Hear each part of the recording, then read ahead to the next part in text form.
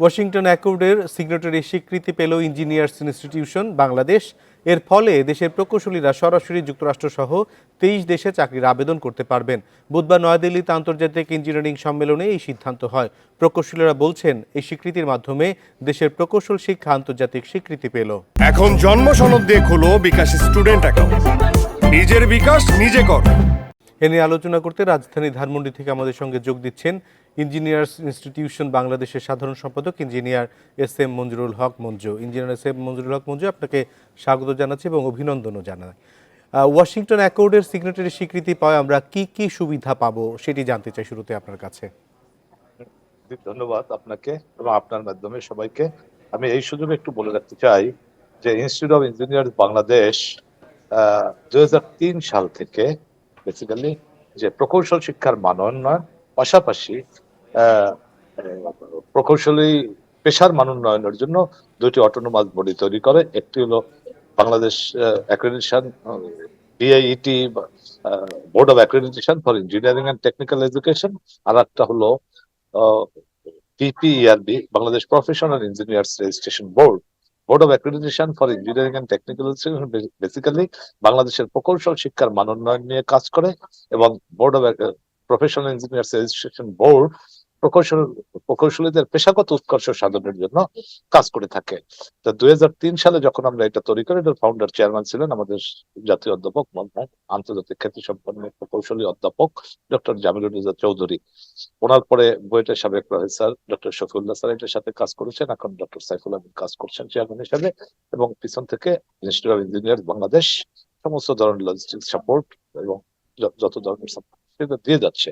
তো 2011 সালে basically Jamilur Reza sir যখন জীবিত ছিলেন তখন আমরা এটার প্রভিশনাল সিগনেটরি মর্যাদা পাই এবং এরপরে দীর্ঘদিন ধারাবাহিকভাবে তাদের যে ম্যানুয়াল আছে, তাদের যে গাইডলাইন আছে সেইটা ফলো করে বাংলাদেশের পাবলিক এবং প্রাইভেট ইউনিভার্সিটি গুলোতে ইনস্টিটিউট অফ ইঞ্জিনিয়ার্স এর বোর্ড অফ অ্যাক্রেডিটেশন বিআইটি সেই ধারাবাহিকভাবে কাজ করে যাচ্ছে। সেই ম্যানুয়াল অর্থাৎ ওয়াশিংটন অ্যাকর্ডের যে গাইডলাইন ম্যানুয়াল ফলো করে এই শিক্ষার মান উন্নয়নের জন্য ফলশ্রুতিতে প্রায় 13 বছর ধারাবাহিকভাবে কাজ করার ফলশ্রুতিতে এই গত 12 তারিখে গতকালকে বুধবারে দিল্লিতে যে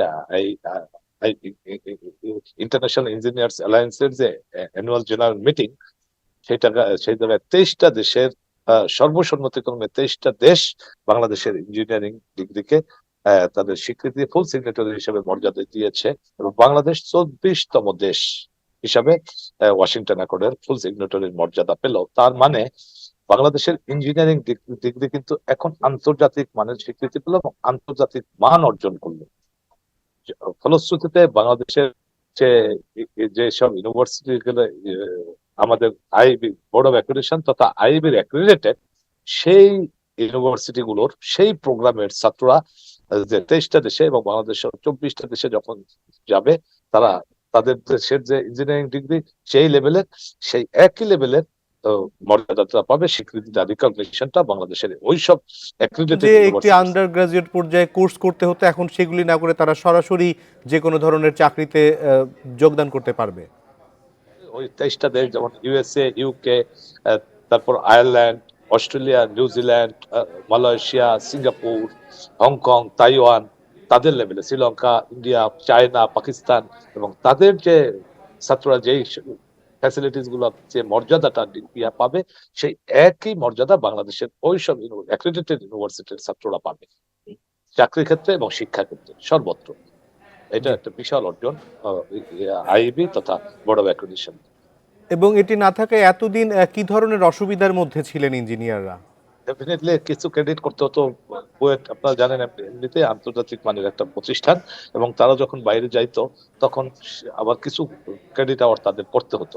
এখন থেকে সেটা তাদের করতে হবে না এবং সেটা শিক্ষার ক্ষেত্রে এবং চাকরি ক্ষেত্রেও তারা তাদের দেশের ছাত্ররা যে ইয়েটা পায়, সুবিধাটা প্রিভিলেজটা পায়, যে সুবিধাটা পায় বাংলাদেশের অ্যাক্রেডিটেড ইউনিভার্সিটির প্রোগ্রামের ছাত্ররা বাইরে গেলে ওইসব 23টা দেশে গেলে সমমর্যাদা পাবে, একই রকম প্রিভিলেজ এবং ফ্যাসিলিটিস গুলো পাবে। মঞ্জুর হক, আপনাদের সামনের দিনের পরিকল্পনা কি?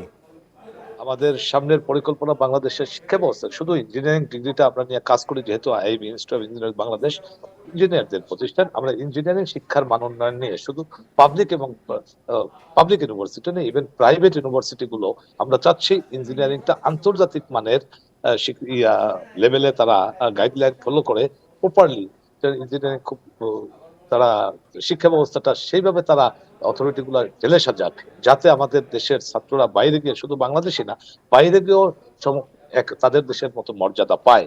সেটা আমরা চাচ্ছি, তাদের প্রতি আহ্বান থাকবে সমস্ত পাবলিক এবং প্রাইভেট ইউনিভার্সিটি গুলোর প্রতি, যে ইঞ্জিনিয়ারিং শিক্ষার মান উন্নয়নের জন্য তারা কাজ করে যাবে এবং বোর্ড অফ অ্যাক্রিডিটেশনের যে গাইডলাইন বা ওয়াশিংটন অ্যাকর্ডের যে গাইডলাইন ম্যানুয়াল আছে সেটা ফলো করে শিক্ষা উপযুক্ত শিক্ষাটা যেন আমাদের ছাত্ররা পায়। পাশাপাশি তো ইঞ্জিনিয়ারিং ডিগ্রি মেডিকেল আছে, টোটাল শিক্ষা ব্যবস্থাই যেন আন্তর্জাতিক মানে বুঝতে পারে, সেটাই আমাদের টার্গেট, শুধু ইঞ্জিনিয়ারিং এর পাশাপাশি, এবং সেটা নিয়ে আমরা কাজ করতে চাই সার্বিকভাবে।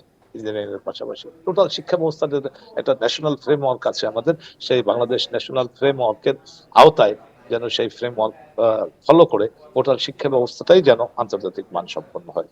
জি, কারণ শিক্ষা জাতির মেরুদণ্ড আমরা বলি, নিঃসন্দেহে। কিন্তু সেটা যেন জি, এস এম আনোয়ার হক মঞ্জু, আপনাকে অনেক ধন্যবাদ আমাদেরকে সময় দেওয়ার জন্য।